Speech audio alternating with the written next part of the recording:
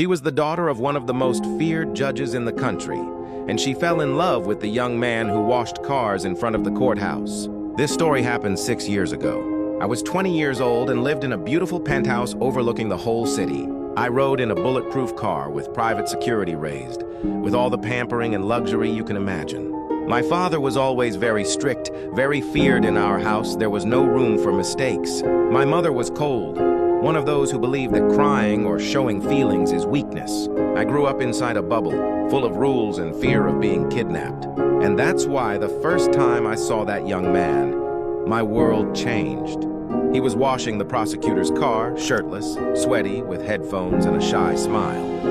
There was something about him that caught my attention. He sang softly, moved lightly, as if his world was carefree. I started going down to the courthouse with my father more often, just to see him from afar. I pretended to forget the briefcase, asked for water, any excuse to take a look at him. He began to notice and smiled at me. That smile seemed to look straight into my soul. One day, I deliberately dropped a bracelet near him. He picked it up, ran to me and said, "Miss, you dropped this?" I answered, "I'm not, miss. I'm Clara, that's my name." The next week, I found a note on my car for Clara. If one day you want to hear real music, I play guitar at the square at 6 in the evening every Tuesday, signed only with a little guitar drawing on Tuesday at 6. I was there.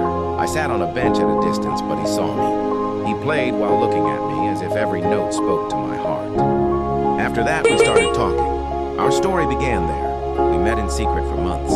He made me laugh. He listened to me. He treated me simply as Clara, not as the judge's daughter, not as the rich girl. One day, we kissed for the first time in a mall parking lot. I felt like all the weight of the world had fallen off my shoulders. But not everything was light. I got pregnant when I found out. I broke down. I knew my father would never forgive it. He always said poor men only got close to rich women for interest. I decided to tell the truth. I gathered my parents and confessed. My father exploded, almost destroyed the house. He said he would erase me from his will, his home, his life. That's when my boyfriend showed up. The car washer, the musician from the square, the bravest man I ever knew. He looked at my father and said, "I know you think I'm not worthy of your daughter because I'm poor, but she's not a trophy. She's a woman. I love her. I will love our child. I don't need your money or your house. I just wanted your blessing. But if you don't give it, we'll still be happy anyway." My father laughed in his face. He threw him out of the house. He gave me 2 options. Abort the baby and forget him, or leave his house with only the clothes on my back. And that's what I did. I left with a backpack and a 7-week ultrasound in my hands. We went to live in a small room behind his aunt's house. He washed cars during the day and played in bars at night. I baked cakes to sell at college. It was the hardest time, but also the happiest of my life. Our son was born strong and healthy.